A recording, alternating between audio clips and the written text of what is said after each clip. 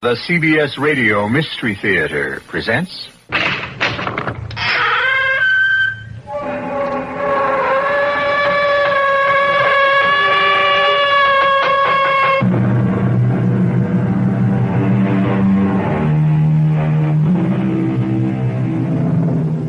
Come in. Welcome. I'm E.G. Marshall. I forget who, but someone once said that fate is like a madman with an axe waiting for us around the next corner.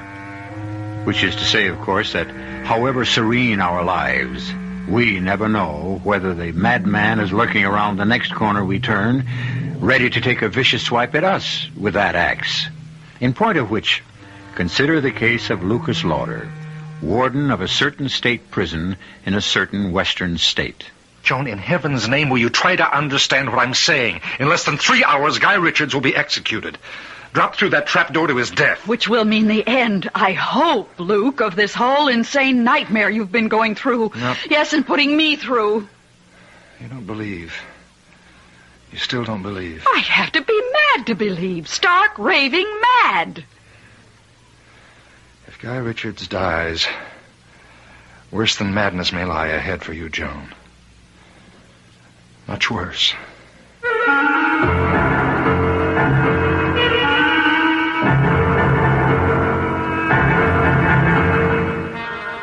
Our mystery drama, The Strange Case of Lucas Lauder, was written especially for the Mystery Theater by George Lowther and stars Robert Lansing. I'll be back shortly with Act One.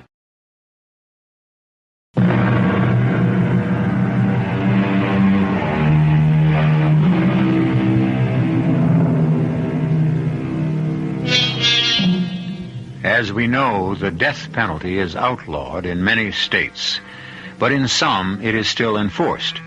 In such special cases as the murder of a policeman, death through kidnapping, and or particularly vicious crimes. Our story begins in just such a state, in the condemned cell of that state's prison. You sent a message you wanted to see me, Richards? And, thank you, Warden. Thanks very much for answering it this quickly. Won't you sit down? What is it, Richards? I want to discuss my case with you. There's nothing to discuss. You were legally tried, legally convicted. If you think there's something I can do to save you... Oh, no. There's nothing like that. Warden, I was guilty.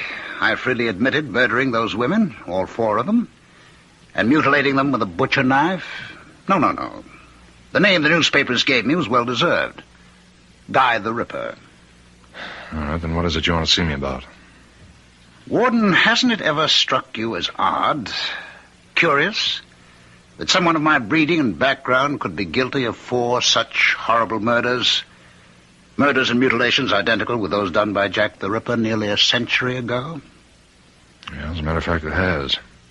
Me and quite a few others. If you'd been judged insane... But I wasn't so judged. Nor was I insane. No, I am as sane as the next one. For whatever that's worth.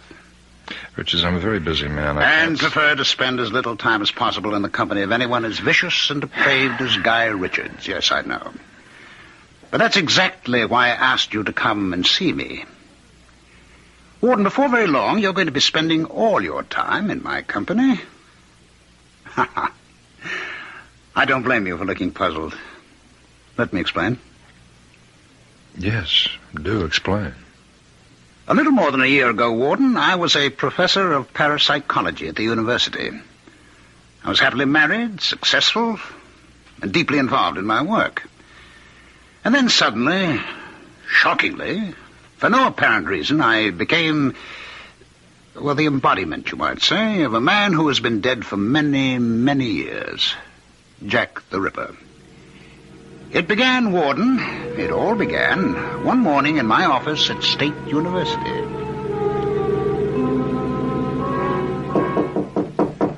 Come in.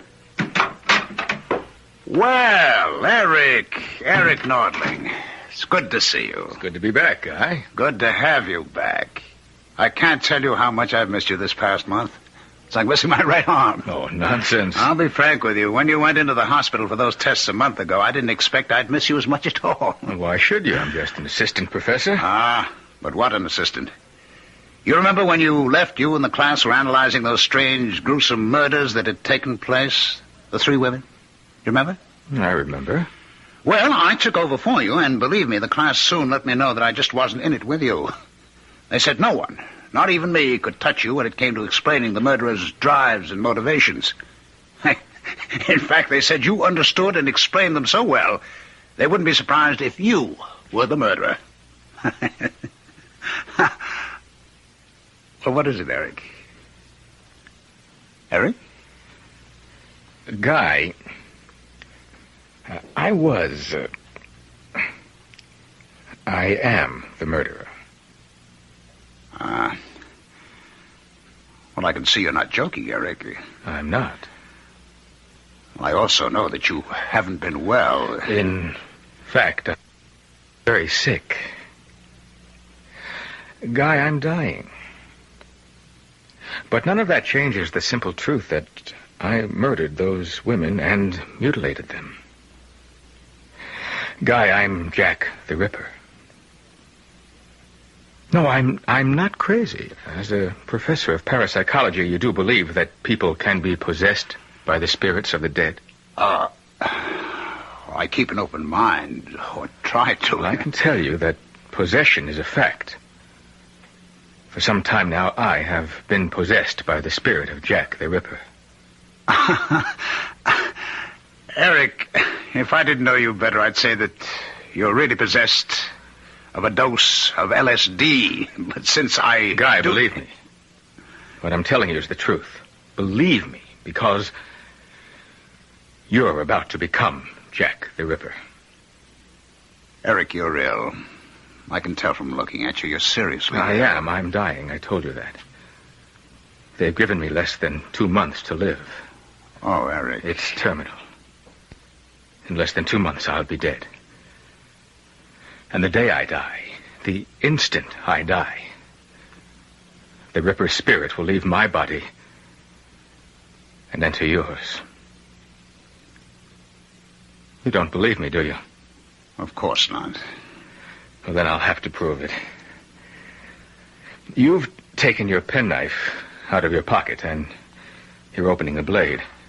Well, yes, to clean out my pipe. What's so unusual about that? Does your pipe need cleaning? Well, no, but, You acted on impulse. Sudden, inexplicable desire. Desire to hold a knife in your hand. Oh, now, of all the senseless... It isn't senseless. And if you think so, try to put the knife back in your pocket. Well, go ahead. Close the blade. Put the knife back in your pocket. I haven't done what I intended to do, clean out my pipe. Is that what you intended to do? Oh, in heaven's name, Guy, be honest with yourself, is it? No. Now, what do you intend to do with that knife? What do you want to do with it? I want to kill with it. To strike and slash. What is this? What? It's Jack the Ripper. Using your body. You needed proof, and I just gave it to you. I took possession of you for a few moments. But when Eric Nordling dies, I'll become Guy Richards. Till he dies. And after that... Oh, no, it's madness. You deny you felt an overwhelming urge to strike and slash? No, but there's got to be some explanation. There is. You can pick up your knife and put it away. Or clean your pipe, if you really want to. Well, Warden, those were Eric Nordling's words. Almost his identical words. Just before he told me what I'm about to tell you. Mm-hmm. That I'm about to become Jack the Ripper. The day, the instant I die. Yes. If there's anything further you want... Now, wait, don't go. Now, look, Richards, your time is short, and Yours is. And I want to do everything I can to make the next few days easy for you. But when it comes to listening to the kind of story you just told me, I haven't the time. You don't believe it either, huh? Even I didn't. With all my knowledge of the occult, the psychic, I couldn't bring myself to believe in anything so impossible. Seemingly impossible. Nutty is the word. You think I've gone a little, what do they call it here, stir-crazy? No, you haven't been in long enough for that. I'm not calling it anything. I'm not thinking anything. Look, you wanted to get something off your chest, you got it off. Now, I'll be going. No, please. Richards, I don't Listen have time. for just 1 minute more. At 6 a.m, 2 days from now, I'll be hanged for murders every bit as revolting as those of Jack the Ripper. Because I am Jack the Ripper. This body, you see, is the body of Guy Richards, once respected university professor. But the spirit that inhabits this body, well, I am, I assure you, Jack the Ripper. Now let me assure you, as Eric Nordling assured Guy Richards, at the very instant the rope snaps my neck, on that instant, Warden, you will become Jack the Ripper. If there's anything further I can do... And I'll prove it to you as I made Nordling prove it to Richards.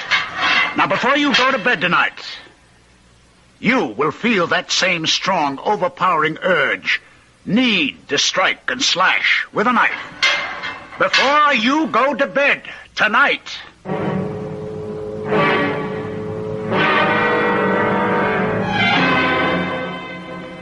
That's really one of the strangest stories you've ever brought home with you.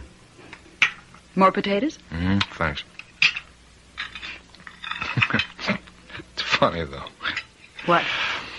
Well, and don't ask me why I did this. I certainly didn't believe a word of Richard's story. Not a word, but I guess curiosity got the better of me. What? Well, I checked at the university. Richards did have an assistant named Eric Nordling, and he did die when Richards said he did. Doesn't mean anything. Well, still, that part of Richard's story was true. Joni, what do you think? What do I think? Well, you're kind of interested in that stuff, yoga and astrology and the psychic and all Oh, that. not really. Yeah, but you do have an interest. And not a serious interest. Still, what do you think? I think I'd like another piece of roast beef. That's what I think. Okay. I'll try not to be so heavy-handed this time. Oh, you weren't heavy-handed. Just slice it a smidgen thinner, that's all. Just a smidgen. Smidgen it is, and easily done with a knife as razor sharp as this. Won't be done at all if you don't stop staring at that knife and cut me a slice. Luke? What? It's nothing. I was just thinking. Thinking what? The way Richards talked this afternoon, you'd have thought I was going to grab at the first chance I got to carve up some likely female. You, for instance. Don't say things like that, Luke, not even jokingly. I'm sorry. But can you imagine anyone like me, for instance, starting to cut a slice of roast beef and then changing my mind and deciding to carve a few slices out of you? No, I can't, and I'd just as soon not. Right up from the table like this, and holding the carving knife in my hand, this razor-sharp carving knife, I'd come around the table toward you. Luke, please. And when I got to you, I'd stand over you. I'd look deep into your eyes, and then raise the knife high over my head and plunge it. Luke, what's come over you? If this is a joke, it isn't your kind of joke. It was a joke, wasn't it? Wasn't it? Sure. It was a joke. What else?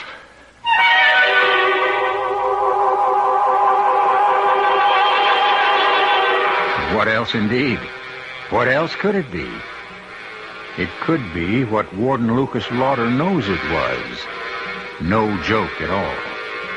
That for a few moments in time, he was driven by an all but overwhelming urge to strike with that knife, slash with that knife, kill with that knife. I'll return in a moment for Act 2.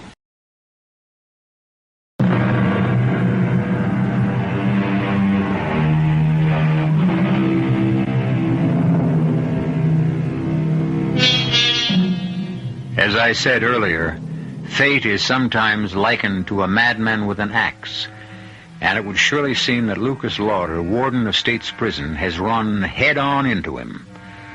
When Guy Richards told Lucas that he was really Jack the Ripper, that his body was possessed by the spirit of the Ripper, Lucas laughed. But his laugh turned to a worried frown when he came dangerously close to stabbing the wife he loves. Now in Lucas' office at State's Prison the following afternoon. No, Jerry. No, look, I don't mean to be harsh, but I think Maxwell's privileges should be taken away for a while. Yes, a week at least. All right, goodbye. Yes, Miss Conley? They brought Guy Richards over, Warden. All right, tell them to bring him in. Yes, sir. Bring him in. All right, boys, you wait outside. Sit down, Richards. Thank you. Richards, I want to talk to you about, among other things, I want to talk about your personal effects. Well, we've talked about that. I told you I don't give a damn what you do with them. Warden, you didn't have me brought here to talk about my property. You brought me here to talk about what happened to you last night. If you're going to start again on that nonsense about being Jack the Ripper... It isn't nonsense, and you know it.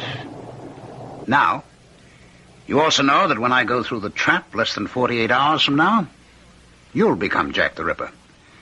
You know it because I put you through a sort of trial run, you might say, last night. What did happen last night, Warden? I don't know what you're talking about. I'm talking about what your wife, Joan, thought was a sick joke, but was no joke at all. I'm talking about how you stood over her with a carving knife, the knife you'd been using for the roast beef. Right? Oh, look, you're not going to be sick, are you? How do you know that's what happened? I was there. How else? No. No, that's impossible. What you're saying is impossible. Incredible, yes, but not impossible. I explained to you yesterday, or tried to explain, that I took this body when Eric Nordling died, just as I occupied his body when... Oh, well, it doesn't matter who died before him or before him. All that matters to you, or should matter to you, is that you're next on that list to, well, shall we say, play host to Jack the Ripper. But why? Why? Yes. Look, you must have died... What am I saying? Jack the Ripper must have died many, many years ago. In 1907, to be exact. All right, then you've been dead... I mean, damn it, the Ripper has been dead nearly 70 years. But his spirit, my spirit, has lived on in others. All right, that's what I'm getting at. Why? Because I cannot rest. Why, because of the awful crimes you committed? No, not because of the crimes, but the reason behind them. The evil in me that drove me to what I did. The hate. No, I don't understand. There is nothing to understand. It's quite simple. A spirit, a soul, is given an earthly body and forced to suffer through what you call life. Forced to go through this agony again and again and again until it is cleansed completely of evil, of hate.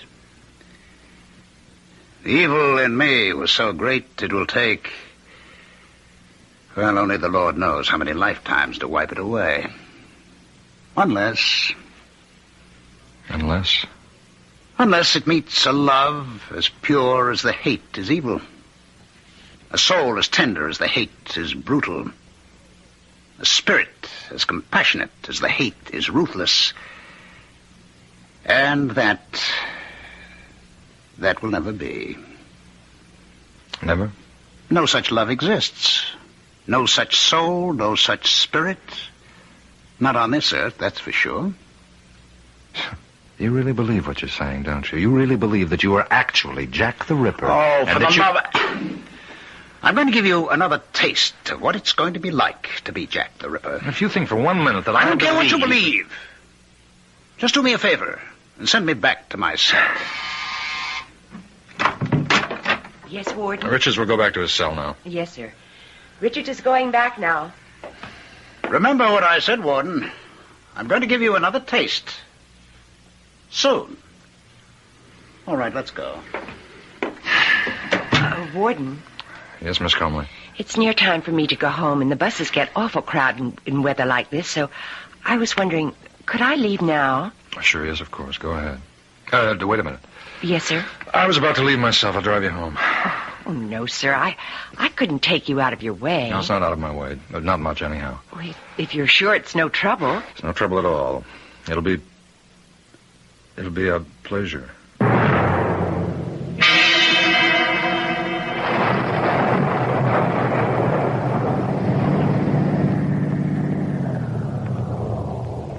Thanks, Warden. Awfully nice of you. I'll see to your door. Oh, no need for that. No, I insist. There have been a lot of muggings in this neighborhood. Some. So I want to be sure that you get to your apartment safe and sound.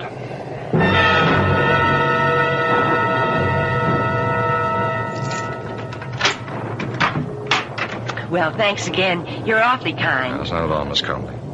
I wonder if I might use your phone. Oh, sure. Just call home, let my wife know I'll be a little late.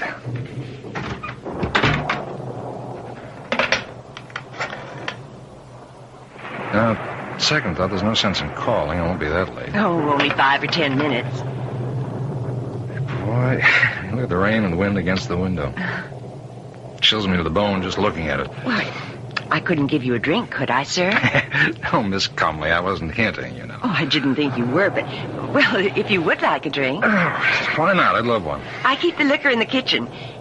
It's scotch, isn't it? Just a short one. I won't be a minute. No, I'll come with you, if you don't mind. Oh, of course not. I've never been in your apartment before. I'd like to see how my secretary lives. Oh, not very fancy, I'm afraid. It looks nice. It's comfortable. You live alone?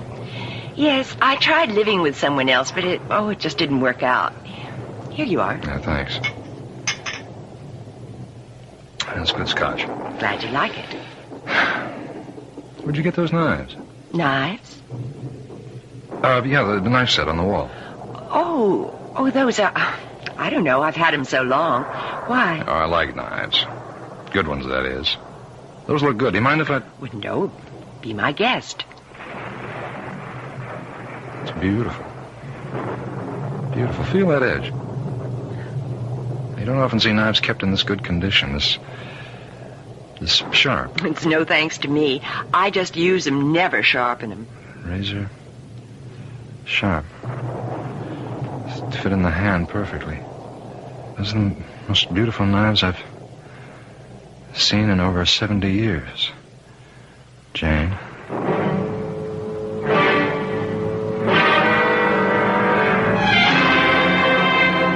Get out of my cell, Warden. I don't have to put up with this. What are you doing to me? You answer me, Richards. What are you doing? I've told you... You've told me a lot of nonsense about you being Jack the Ripper and taking possession of me, my body, when you die. I don't buy that. But you're up to something. You've done something to me. And I'm not leaving this cell till you tell me what it is. You're scared, Warden? Of what you came dangerously close to doing to your secretary yesterday? And will do not long after you hang me? The urge, the nearly overpowering urge. I stayed your hand, not you. To plunge the knife into her? To slash... Stop it. And see... Stop it! All right, now you listen to me. I'm no fool. Yesterday I nearly murdered that girl. And somehow you know all about it. But I stayed my hand, not you, because I'm not a killer. Then how do I know what went on in that kitchen? I don't know how you've devoted your life to parapsychology, and you know all there is to know about things like ESP, thought transference, hypnotism. That's it. Hypnotism, like Nordling, you're a hypnotist. Somehow or other, I don't know how, you managed to hypnotize me when I was talking to you. You put ideas in my head. Post-hypnotic suggestion, I think it's called. You cannot give a post-hypnotic command that's contrary to the subject's normal fiber. Warden, it would be impossible for me or anyone to command you to kill. It isn't in you to kill. But that will all change when I am in you. At approximately a second or two after 6 o'clock tomorrow morning.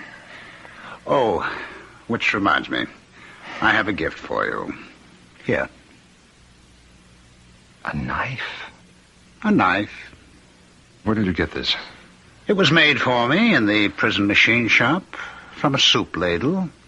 A soup ladle carefully ground down at the edges, skillfully shaped into a knife, expertly sharpened. How did you manage to have this made? How did you manage to have this made? Calm, Warden. You know your prison as well as I, or you should, and obviously don't. Anything can be done in a prison if you know the ropes. Here, the knife. Take it. Ed. You take that knife from Richards and get rid of it. See me in my office later and you explain how he got it. Now, wait a minute. Here, give it to me. I'll get rid of it. Not until you've used it. Not till I, the Ripper, have used it. Again, and again, and again. Ed, I don't want to see this man again until his execution tomorrow morning at 6. If he has any last-minute requests, you handle them. If he has any questions, you answer them. If he wants to see me for any reasons, no. Tomorrow morning, Richards, I'll see you then, and not until then. 6 o'clock. On the scaffold, Richards.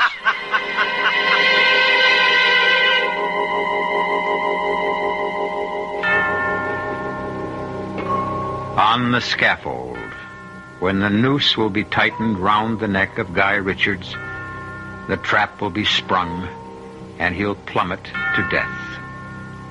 Or will it be life? Another life to be lived out in the body of Warden Lucas Lauder. I'll return shortly for Act 3.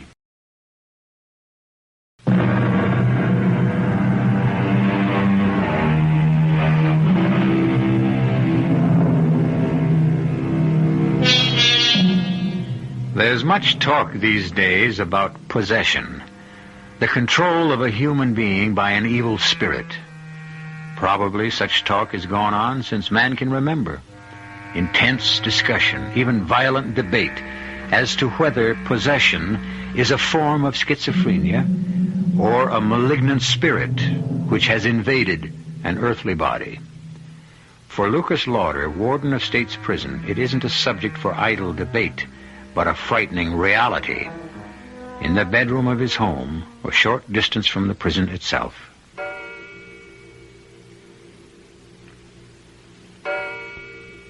Luke?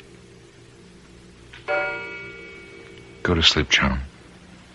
Oh. I know it's impossible for you to sleep the night before an execution, but this time there's something else. Yeah. John, I'm scared. Of what, dear? I haven't just been sitting here in this chair watching you while you slept. Yes? I've been fighting an urge. A powerful urge to kill you. Kill me? Yeah, with this. Where did you get that? Richards gave it to me. Ugly-looking knife, isn't it? Somehow he managed to get it made in the machine shop and have it smuggled to him. He gave it to me as a present. It's a strange kind of present. No, it's not a present to me, Joan. It's to himself. Oh, that nonsense.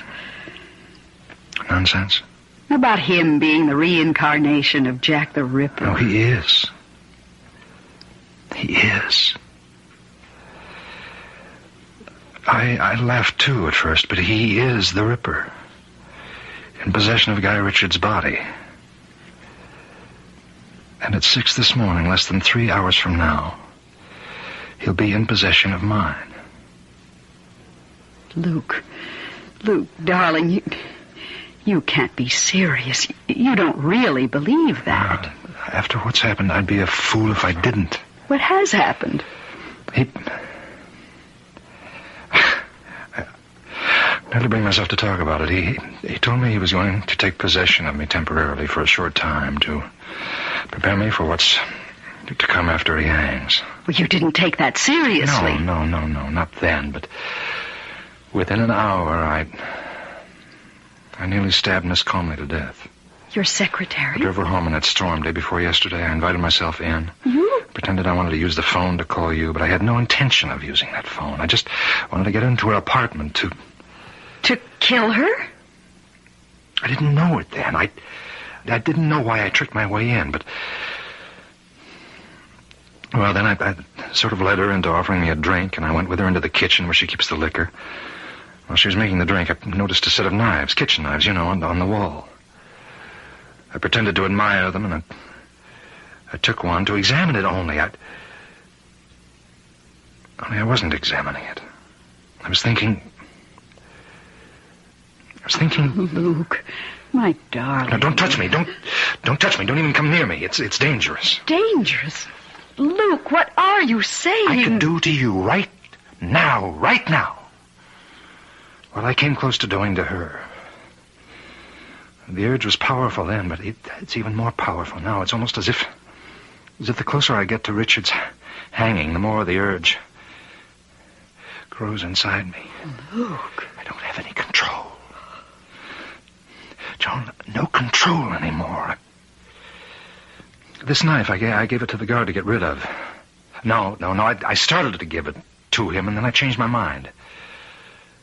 I was forced to change it by a power stronger than me, and so I kept it and brought it home. I've been sitting here for hours holding it in my hand, fighting off a terrible obsession to kill you with it. Oh, my poor darling, to think what you've been going through, and I never knew.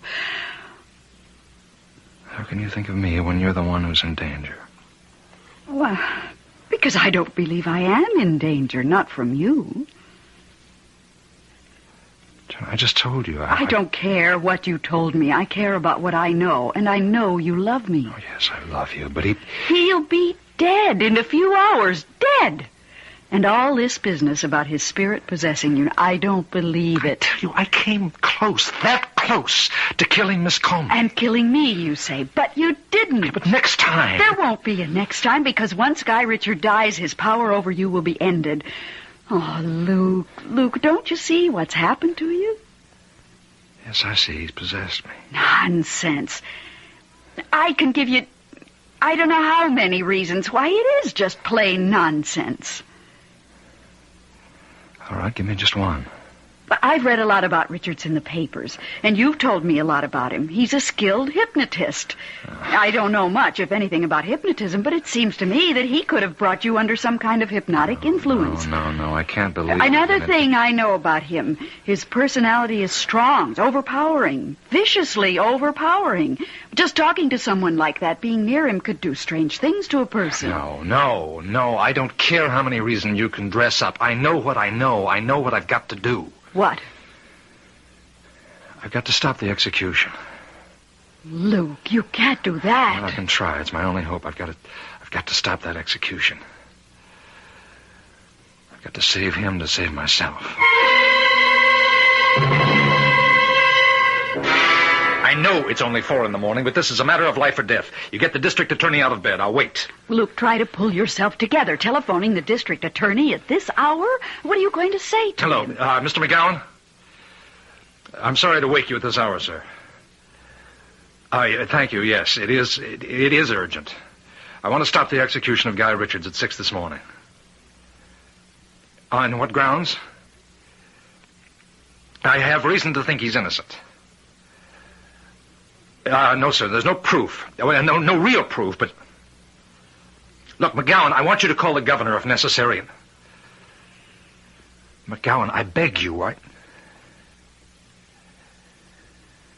Yes, I see.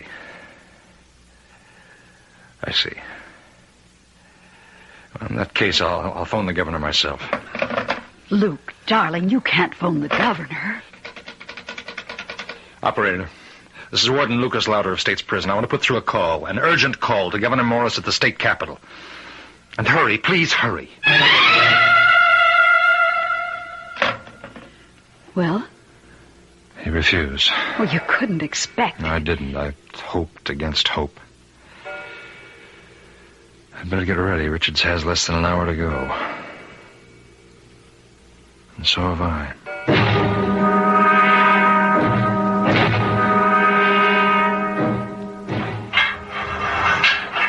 It's time, Richards. You're telling me. If you're ready. Question is, are you? Come on, let's go. You look tired, Warden. No sleep, eh? Well, don't worry about it. You'll sleep just fine tonight. The Ripper always sleeps well. Afterward. After what? Having killed. Well, I didn't know there'd be an audience to see the end of Guy Richards. The press. Straight ahead to the scaffold, Richards. You're sweating, Warden. Calm down. Make you feel any better, there's no pain to this. Over in an instant, you know. I've been through it once before. The man whose body I took before Eric Nordling's. Well, here we are. A moment in destiny. For us both. All right, Ed. Oh, do we really need the hood? Well, yes, I guess we do. Spare the feelings of our audience. Go ahead. Just, one thing to say, Warden, before you pull the trap. Yes? This isn't goodbye. I'll be with you again. Soon.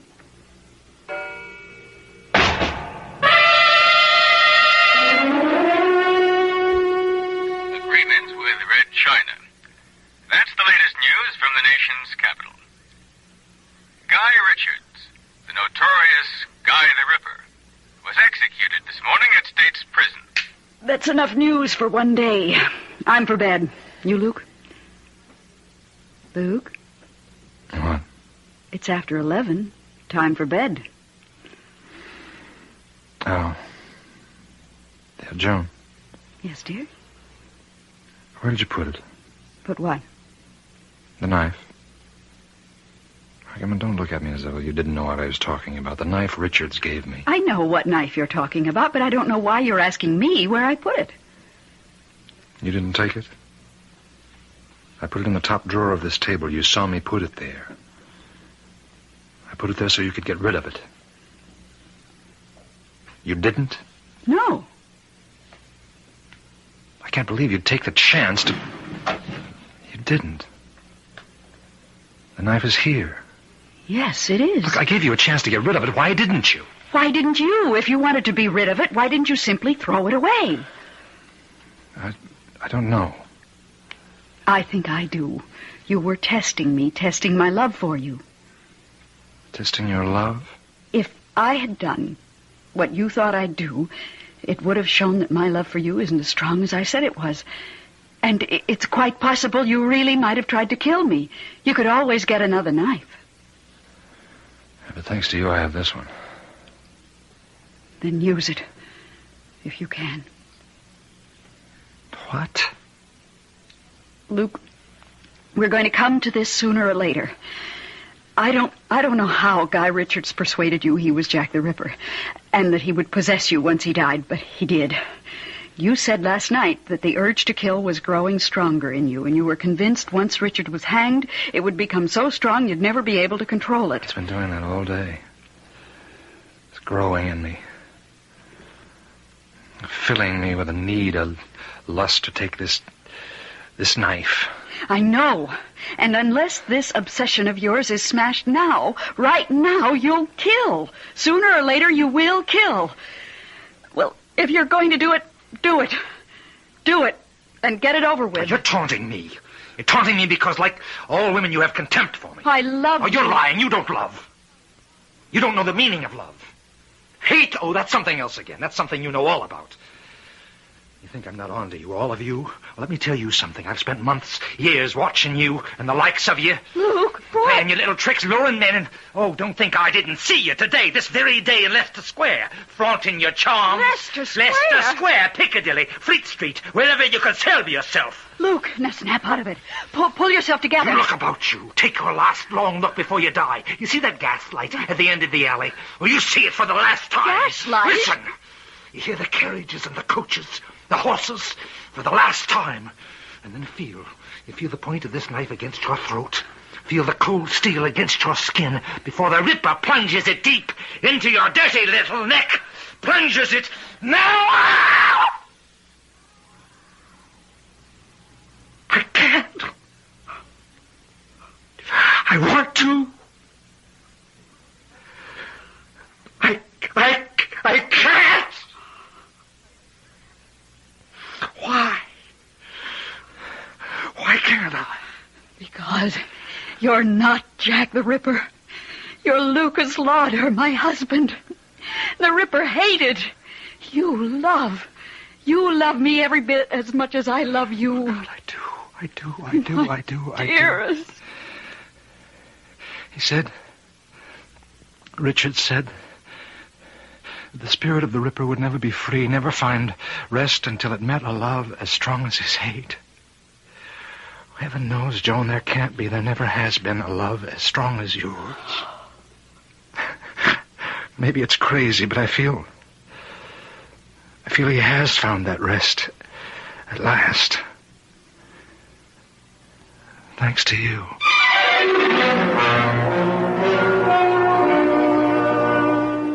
Well, if you're puzzled by this strange happening to Lucas Lauder, you've got nothing on me. Did Guy Richards in some way place Warden Lauder under an hypnotic influence? Did Richards believe he was truly Jack the Ripper? Was he? What do you think? I'll be back shortly.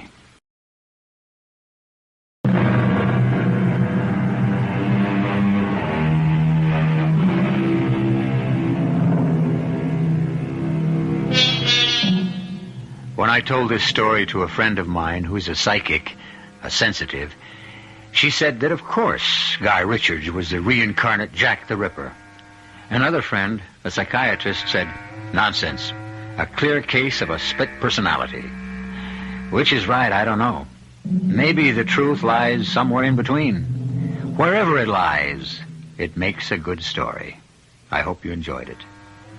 Our cast included Robert Lansing, Lenka Peterson, Ralph Bell, Ira Lewis, and Patricia Pierdon. The entire production was under the direction of Himan Brown. And now, a preview of our next tale. Ken! Ken! Where are you? Here, Agatha. I'm here. I told you to stay in the house. You're not needed here. Where have you been? In the stone house. It's a horrible odor in the dungeon. One of the prisoners went mad, set fire to a cell. Ludwig and I dragged him out. We had to calm the others. Don't tell me. I don't want to know what you do with them. Please. I don't want to know what you do. This is E.G. Marshall inviting you to return to our Mystery Theater for another adventure in the macabre. Until next time, pleasant dreams.